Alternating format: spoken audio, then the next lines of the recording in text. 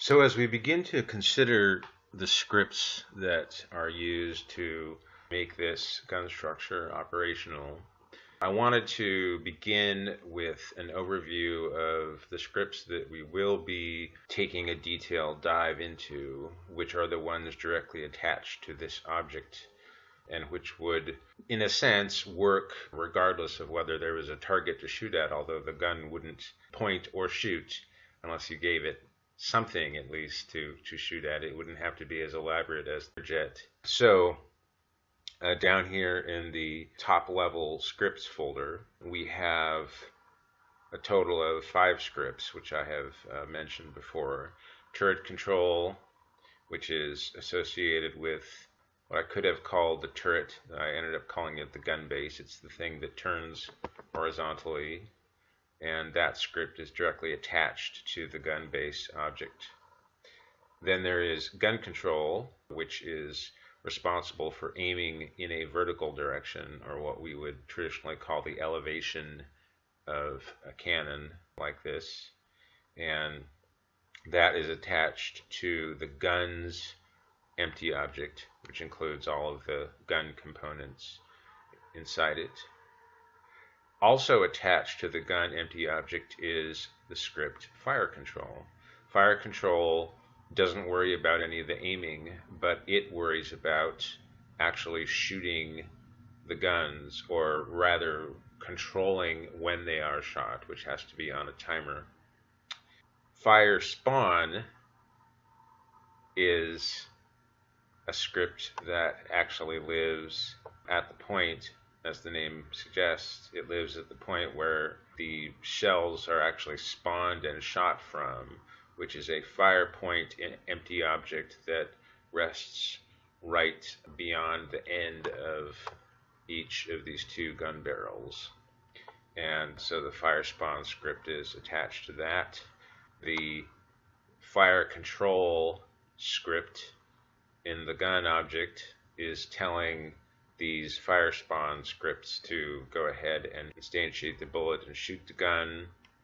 And then finally, we have bullet nav, which lives in the shell itself and provides some logic. Most importantly for us, it provides logic for the proximity fuse, and secondarily, it provides the logic for, well, in our case, what happens when the shell reaches the end of the lifetime that it's been set, fractions of a second or sometimes whole seconds before it explodes. All right, so these are the scripts that we'll be covering in subsequent videos. Now, I just want to briefly note that in order to make this scene work, I had to give it some sort of a moving target to aim at, and that's moved by player control. And that, in our case, is this player jet.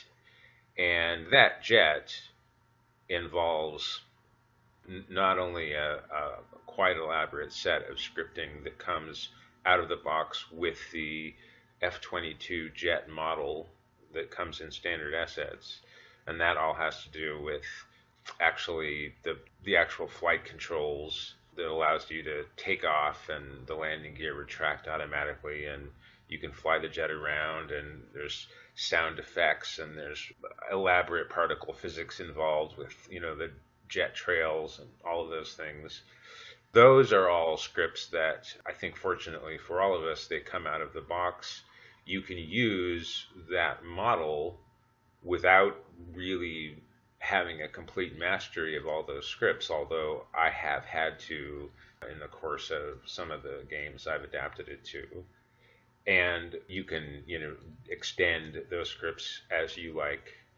Then the way it comes out of the box, that jet has no armaments. And so since there are no armaments, I had to create those. So I've got a subfolder under here which contains a bunch of scripts that just have to do with how the jet makes use of the armaments that I've added to it. So there's machine guns that it needs to be able to fire. The jet needs to know how to destroy itself when it's shot down by whatever means.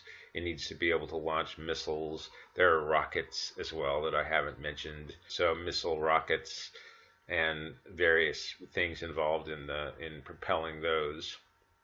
We're not going to dive into that stuff either. If anyone is interested in a tutorial on how to, battle equip your stock F-22 jet or any similar aircraft model that you might have, then I could create such a tutorial. But I feel like there are things like that out there, whereas the basic sort of tower attack scenario here, I don't think is as well addressed. So we're not going to worry about those things, and certainly not the elaborate scripts involved in maneuvering the jet around. We are simply going to worry about the first level scripts involved with controlling the gun itself. And those, as I've said, are turret control, gun control, fire spawn, fire control, and bullet nav. So we'll dive into those in the next video.